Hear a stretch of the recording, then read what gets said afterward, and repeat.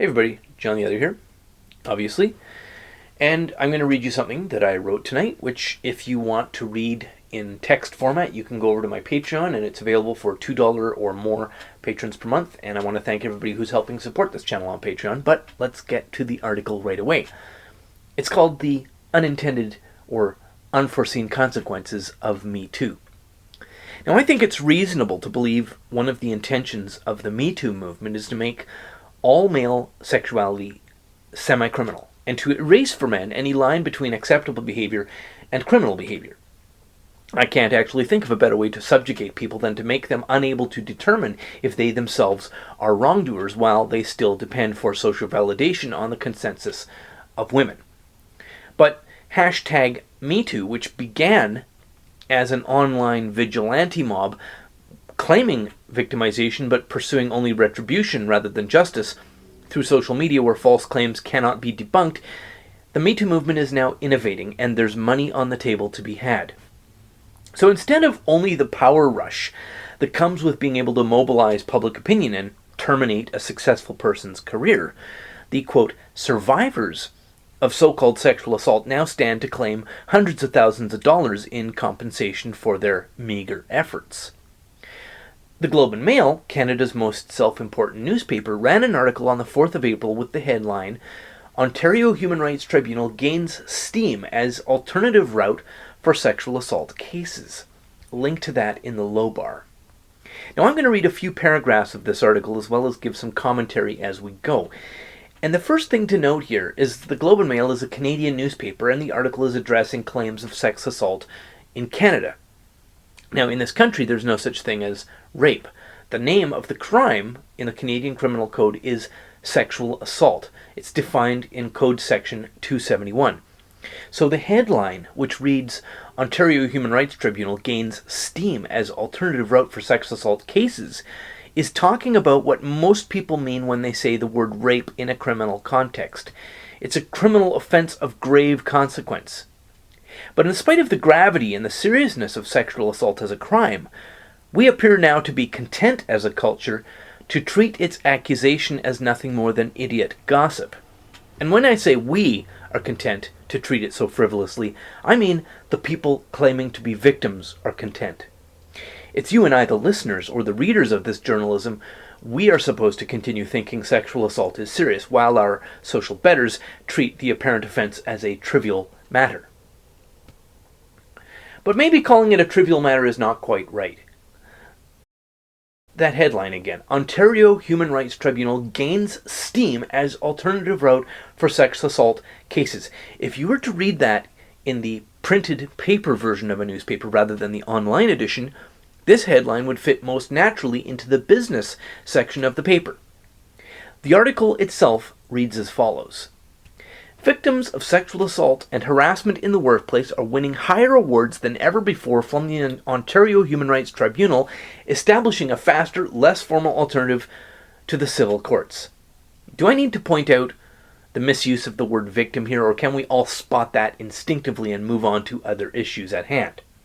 But anyway, the claimants are now, quote, winning higher awards. So, are we still talking about complainants alleging criminal offense? Or is this just a lottery in which the primary concern is winnings and cash prizes? And this, following the article, establishes, quote, a faster, less formal alternative to the civil courts. You might be surprised to see that the civil courts and not the criminal courts are what are being bypassed here.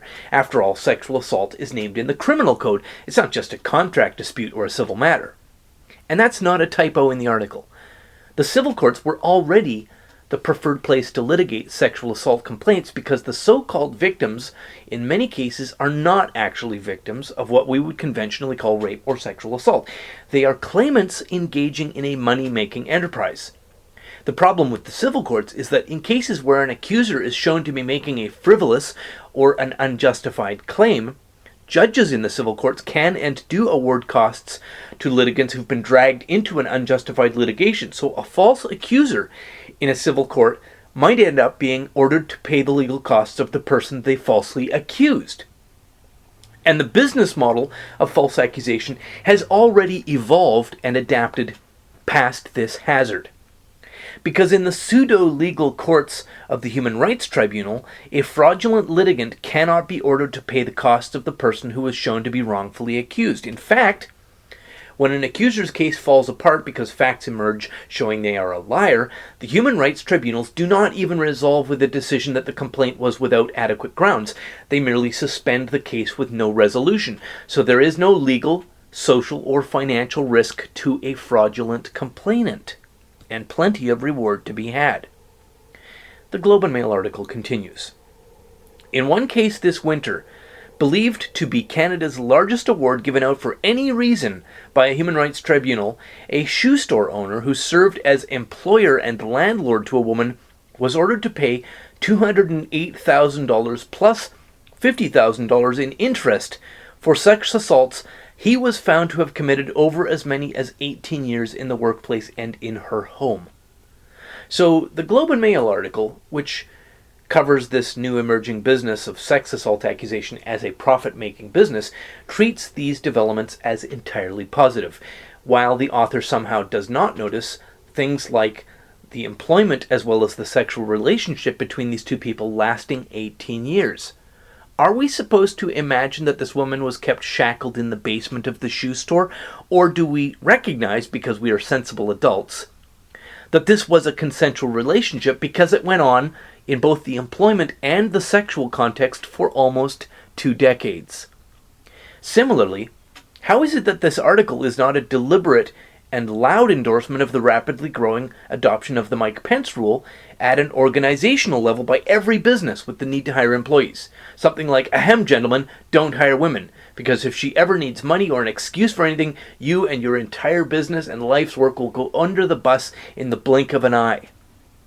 This is not a legal climate in which men can actually work with women anymore, but I'm willing to bet that such a realization is not the message we are supposed to take away from the Globe and Mail article.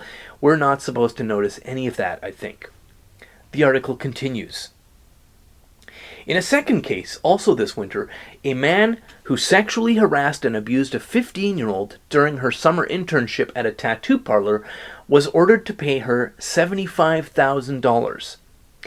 And we're not told anything about this case, or the truthfulness, or lack thereof, of the claim of abuse, except that we know the finding of guilt on the part of the business owner was based on the standards of the human rights tribunals of Ontario, not based on the standards of a court of law. But again, gentlemen, whatever you do, do not make the decision to avoid hiring or working with women, because while you are now a target for every woman with a chip on her shoulder, you should certainly not take any rational steps to reduce the hazard to your business, your freedom, your life savings. No, sir. Protecting yourself, that would be wrong. The article continues. The increased awareness sparked by the hashtag #MeToo movement and the trial of former CBC broadcaster Jian Ghomeshi 2 years ago, combined with the seriousness of the abuse and the vulnerability of the victims in the two cases, explain the increased awards, several lawyers said in interviews. So, like you, listening to that paragraph, I was following along until they got to the part stating, explains the increased awards. Jian Ghomeshi is provided, I believe, as an example of a guilty man wrongfully exonerated. But there are a couple of problems with this. The first of which is that Jian Ghomeshi was found innocent of every charge against him because of the outrageous and the flamboyant lying, fraud, and collusion between his lying accusers. That an allegedly respectable news organ like the Globe and Mail is still using such a definitive acquittal as an example of a man escaping justice is a signal that something is deeply sick within the Canadian journalistic establishment. The article might make more sense if the paragraph that I just read instead as follows. Quote, the increased awareness sparked by the online vigilante #MeToo movement and the grotesque media trial of wrongfully accused Jian Ghomeshi, combined with the casual abuse of the courts and the vulnerability of men to no evidence accusations, explains the growing reluctance of men to work with women in professional settings. That's my rewrite of that paragraph. The article, from that point on, continues.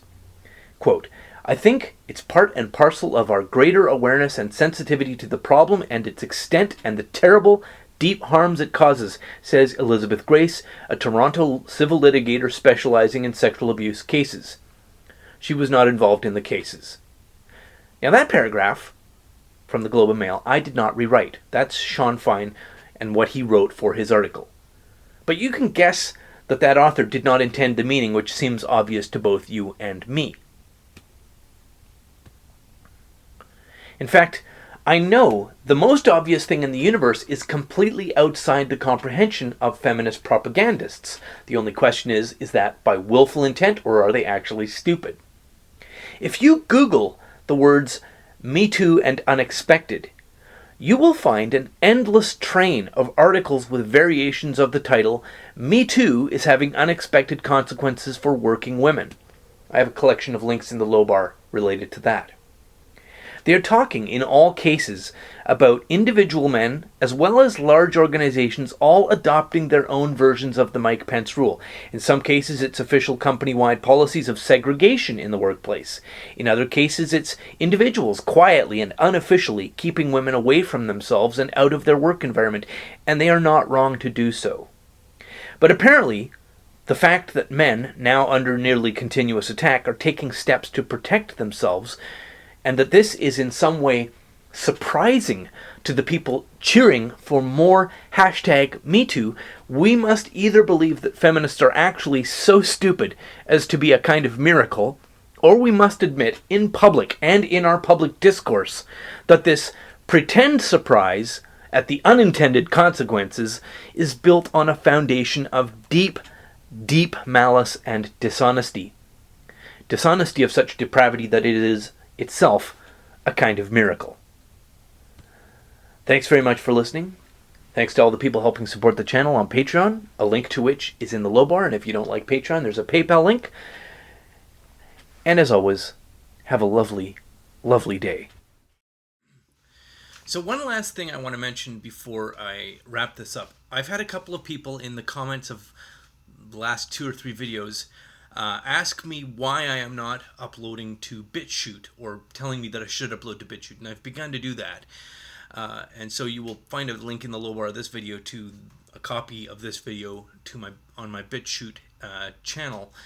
But I would like you guys to tell me what videos that are already in my YouTube collection you want to see me put over there, because I don't think I really have time to put them all over there. It means I got to download them and then re-upload them.